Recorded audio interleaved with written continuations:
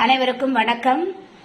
முதலாம் ஆண்டு முதற் பருவம் பக்தி இலக்கியம் நம்ம திருநாவுக்கரசர் பார்த்துட்டோம். இனி பார்க்க போறது மாணிக்க வாசகர். இவரை பற்றி சொல்லணும்னா நிறைய அற்புதங்கள் நடைபெற்றது.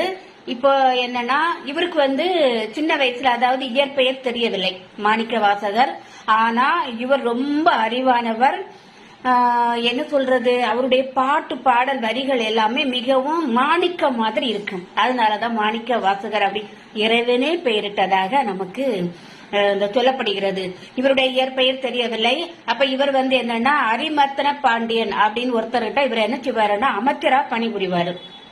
அங்க இவருக்கு என்ன பட்டம் கொடுப்பாங்கன்னா, தென்னவன் பிரம்மராயன் என்ற 2 பட்டம் கொடுப்பாங்க. ஏன்னா அவ்வளவு அவருடைய வார்த்தைகள், சொற்கள், அப்புறம் அதுக்கு அவருடைய அந்த அறிவு, இது எல்லாமே பார்த்துட்டு இவருக்கு என்ன பட்டப்பெயர் அப்படின்னா தென்னவன் பிரம்மராயன் அப்படின்ட்டு பட்டப்பெயர் கொடுப்பாங்க.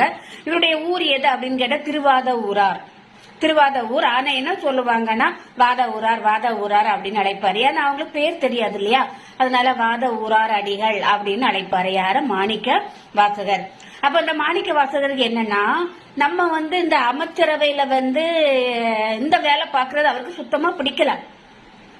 இந்த அரசியல்ல நம்ம எதுக்கு இந்த வேலை பார்க்கணும்? அவருக்கு என்னன்னா, இந்த இடத்தை விட்டு வெளியே போய், அதாவது கடவுளுக்கு மேல மிகுந்த பக்தி உடையவர் யாருன்னா இந்த மாணிக்க வாசகர். அப்ப கடவுளை பார்க்கணும், கடவுளை பற்றியே நினைக்கணும் அப்படிங்கிற ஒரே ஒரு ஆசை. மற்றபடி நமக்கு இந்த மாதிரி தென்னவன் பிரம்மராயன் இந்த பட்டம் எல்லாம் அவருக்கு வேணும்னு ஆசையே கிடையாது.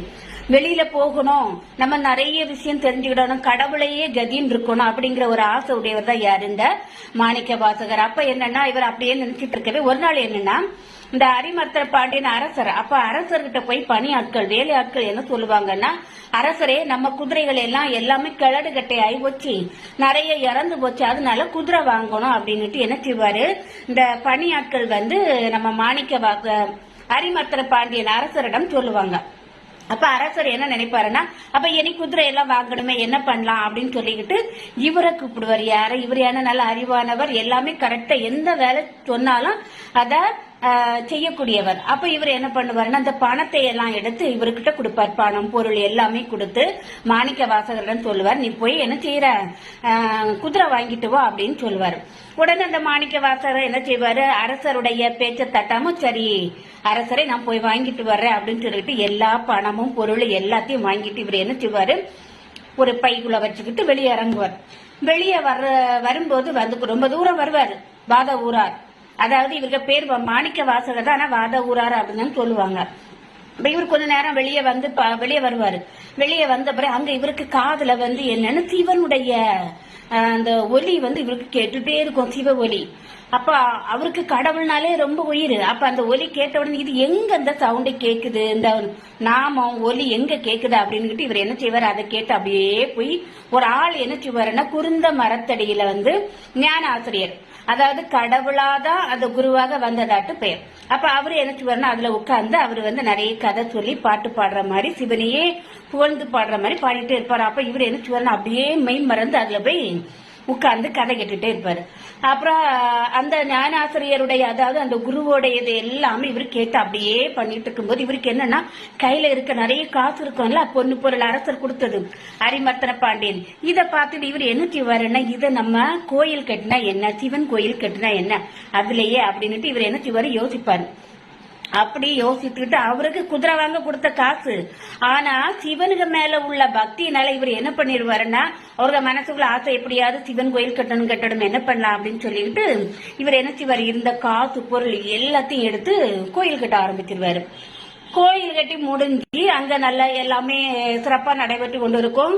திடீர்னு ஒரு நாள் என்ன செய்வாங்கன்னா, அரிமர்த்தன பாண்டியனுடைய வேலையாட்கள், அரசரை குதிரை வாங்க சொன்னால, குதிரை வாங்கிட்டீங்களா, குதிரை இன்னும் வரவே இல்லையே, என்ன பண்றது அப்படின்னு கேட்ட உடனே அரிமர்த்தன பாண்டியன், நான் மாணிக்க வாசகர் வாத ஊரார்கிட்ட நான் காசு பொருள் எல்லாம் கொடுத்து விட்டுட்டேனே, குதிரை வாங்க இன்னும் குதிரை வரவில்லையா அப்படின்னு சொல்லிட்டு, சரி நீங்க போய் பாத்துட்டு வாங்க அப்படின்னு சொல்லிட்டு இவர் என்ன செய்வாரு, அனுப்பி வைப்பாரு.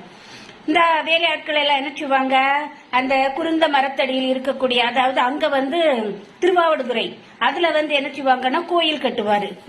கோயில் கட்டிருப்பாங்கல்ல, அங்கதான் இவர் என்ன செய்வாரு, இருப்பாரு. அப்ப அந்த கோயில இருக்கும்போது திடீர்னு அந்த என்ன செய்வாங்க, இவங்க பார்க்க வருவாங்க. இங்க பார்க்க வந்த உடனே இவர்கிட்ட கேட்பாங்க, என்ன வாத ஊராரு, நீங்க இன்னும் வரல, இப்போ அந்த குதிரையெல்லாம் எங்க அப்படின்னு வந்து கேட்பாரு. இவனுக்கு ஒரு மாதிரி பயம் வந்துச்சு. என்ன பண்றது, அரசர் வந்து குதிரை வாங்க தந்த காத்த நம்ம இப்படி கோயில் கட்டிட்டோமே, என்ன பண்றதுன்னுட்டு சிவனுக்கு மேல இவர் என்ன செய்வாரு, எல்லாத்தையும் தூக்கி போட்டுருவாரு. கடவுளே நீயே கதி, நீதான் என்ன காப்பாற்றணும் இந்த அரசர்கிட்ட இருந்தா அப்படின்னு சொல்லிட்டு இவர் என்ன செய்திருவாரு, மாணிக்கவாசகர் அவருக்கு மேல என்ன செய்திருவாரு, இந்த பணியை போட்டுருவாரு.